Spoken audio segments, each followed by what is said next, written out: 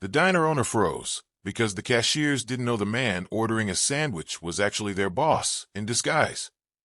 Soul Bite Diner had been getting awful reviews, so owner Marcus went undercover in a wig, glasses, and thrift store clothes to see the truth for himself.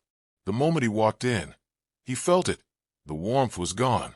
Customers waited in silence, while the two cashiers, Brittany and Lexi, ignored everyone and scrolled on their phones. When Marcus stepped up to order, Lexi rolled her eyes and snapped, "If you don't know what you want, move aside." But the real shock came minutes later. Hidden near the pickup counter, Marcus overheard them laughing. "Marcus doesn't care about this place," Brittany mocked. "He won't notice if I give free meals to my friends," she bragged. "And he hasn't been here in weeks," Lexi added.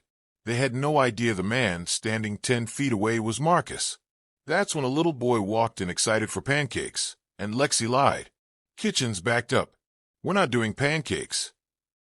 Something snapped. Marcus stepped outside, ripped off the disguise, and walked right back in. The cashiers turned pale. He looked them in the eye and said, "Funny. I wasn't supposed to show my face, right?" In front of everyone, he fired them on the spot, then spent the rest of the day serving customers himself. The diner came back to life, all because the boss finally saw the truth with his own eyes. "This better work," Marcus whispered to himself, adjusting the slightly crooked gray wig in the rearview mirror of his beat-up old sedan. It wasn't his car. He had rented it specifically so no one would recognize him. His real car, a clean black SUV with the Soul Bite logo on the back window, was parked 2 blocks away. Today, he had to become someone else. Marcus Woods wasn't just the owner of Soul Bite Diner. He was its heart.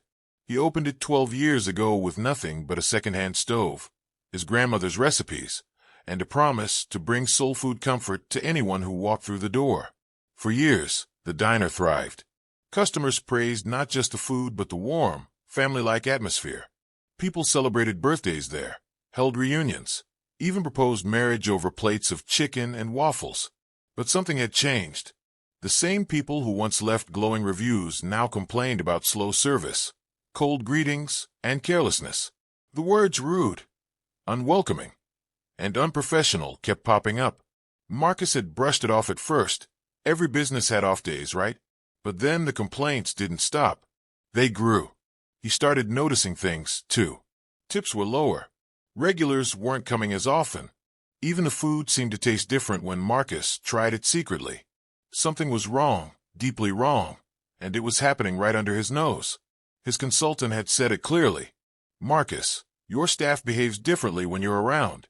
If you want the truth, go undercover." Marcus had laughed at the idea at first. Him, undercover? But after weeks of bad reviews and a sinking gut feeling, he agreed. Now dressed in worn thrift store jeans, a faded jacket, thick glasses, and a patched-up beard, he barely recognized himself. His walk changed too, a slight limp, a slower pace. He practiced his new voice in the mirror, a little raspier, a little lower. Taking a final deep breath, Marcus stepped out into the cool morning air and walked toward his own diner as if he were just another hungry customer. The bell above the door jingled as he entered. No one looked up. And that was the first sign that today would reveal something he was not ready for, something that would change everything he thought he knew about his business and the people running it. As soon as Marcus stepped inside, he felt something he had never felt in Soul Bite before: tension. The diner looked exactly the same, but the soul felt missing. The vibrant chatter, the warm laughs, the easy greetings, it was all absent, replaced by a heavy, distracted silence. The two cashiers, Brittany and Lexi, stood shoulder to shoulder behind the counter, not working, not helping, not even acknowledging customers. They were scrolling through their phones, occasionally nudging each other to show a meme or eye-rolling at something on their screens. A line of customers stretched past the entrance. A tired father bounced a crying toddler on his hip. A construction worker glanced at his watch repeatedly.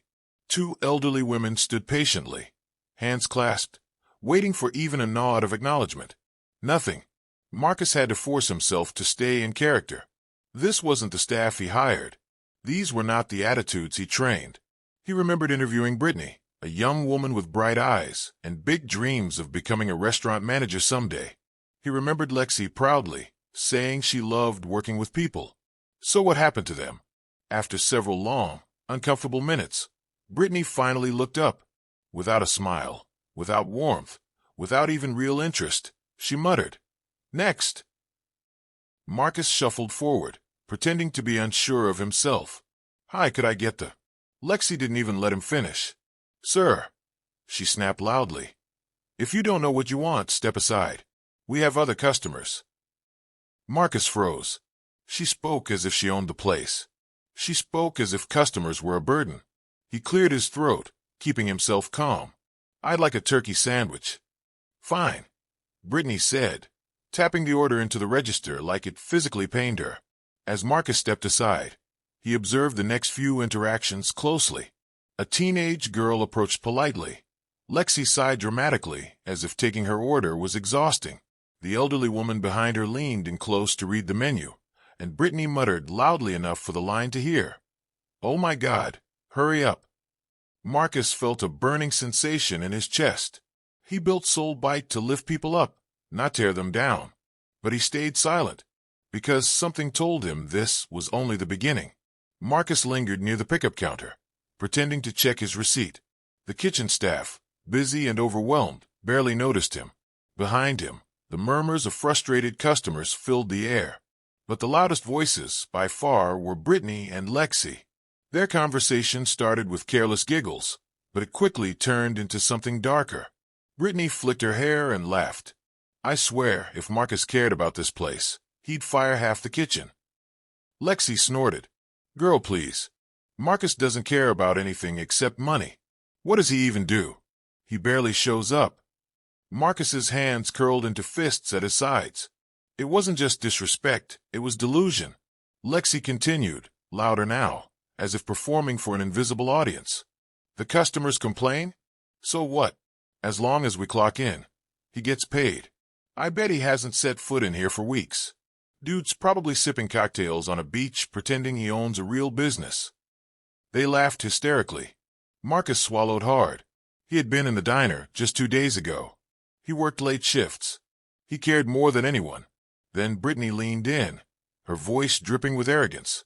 "I've been giving away free meals to my friends. And guess what? Marcus is too clueless to notice. And even if he did, what's he gonna do? Show his face? Please." Marcus felt a cold chill run through him. Free meals, mocking customers, stealing from the business, and insulting him.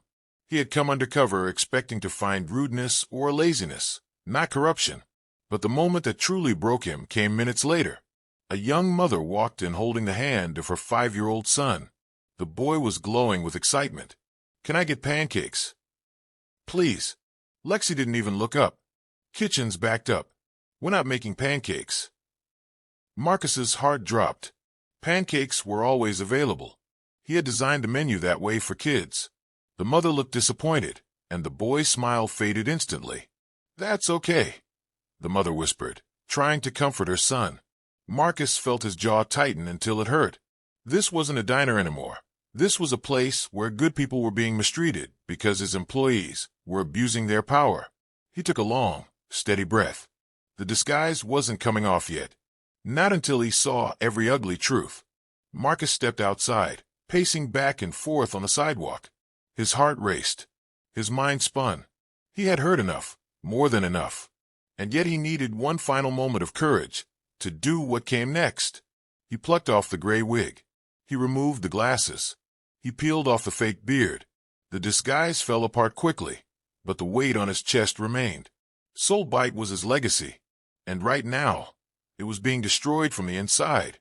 "Not anymore," he muttered as he straightened his jacket and walked back toward the door. The bell above the entrance jingled again. This time, everyone looked up. Marcus didn't storm. He walked slowly, purposefully. Customers recognized him immediately. Whispers spread across the room. The kitchen staff froze mid-motion. But the cashiers, they kept talking, still gossiping, still laughing, completely unaware of the storm about to hit them. Marcus stepped up to the counter and waited. Lexi turned, ready to bark at whoever she thought was in her way. but her face drained of color the moment she saw him. "Mr. Woods," she stammered. Brittany gasped, scrambling to hide her phone. "Marcus, this isn't." He raised a hand. His voice was calm. Too calm. "Funny," he said softly. "I thought I wasn't supposed to show my face. Isn't that what you said?" The entire diner went silent. Marcus continued, his eyes locked on them. "I built this place with everything I had. I treat you well. I treat you like family. I've trusted you. And today I heard exactly how you treat my customers and how you talk about me." He gestured toward the room. The tired father, the elderly woman, the disappointed little boy. "This isn't the Soul Bite I created. And this isn't the service I trained you to provide." Neither Brittany nor Lexi spoke. They knew. They were caught. Marcus took a breath, steady and firm. "I heard the lies. I heard the disrespect. And I heard about the meals you've been giving away to your friends." Brittany began to cry. "Please, Mr. Woods, we can fix."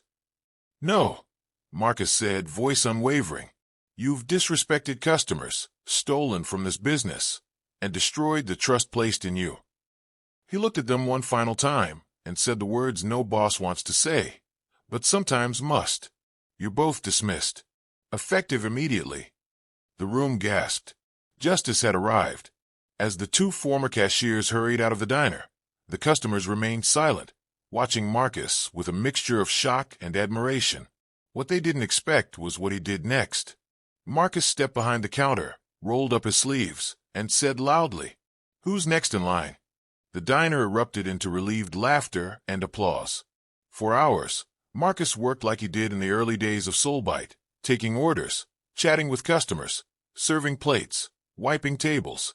He apologized personally to every single person who had waited or been mistreated. He thanked them for their patience and explained that real change was coming. The elderly woman returned to the counter after finishing her meal. "Thank you, dear," she said softly. "This place means a lot to the community. I'm glad you're watching over it." Marcus smiled. Feeling warmth return to his chest. Next came the little boy. He held a plate of pancakes drizzled with syrup, pancakes Marcus cooked himself. "These are really good," the boy said, cheeks puffed with excitement. Marcus chuckled. "I'm glad you like them, buddy." By closing time, the diner felt different, brighter, warmer, alive again. Staff members who witnessed the confrontation approached Marcus privately, expressing their gratitude. Some admitted they didn't know how to speak up about Brittany and Lexi's behavior. Others apologized for not alerting him sooner. But everyone agreed on one thing. Today was a turning point. Marcus went home exhausted but relieved. He placed the undercover wig on his desk and stared at it for a long moment. That silly disguise had shown him more truth than he ever expected. A week later, he began interviewing new cashiers. He hired 2 women who radiated kindness and genuine enthusiasm for customer service. Within days, the atmosphere in Soulbite changed completely. Customers returned. Reviews shifted from 2 stars back to 5. Regulars commented on the fresh energy. And Marcus personally trained every new staff member, ensuring the heart of Soulbite would never be lost again. The diner wasn't just back on track, it was better than ever. And Marcus learned a powerful lesson. Sometimes you must step into the shoes of a customer to truly see the soul of your own business. If you enjoyed this story, make sure to like this video, because it helps more people find stories just like this one. And don't forget to subscribe for more dramatic, real-life inspired stories that'll keep you on the edge of your seat. Hit that bell icon so you never miss a new upload. Thanks for watching, and I'll see you in the next story.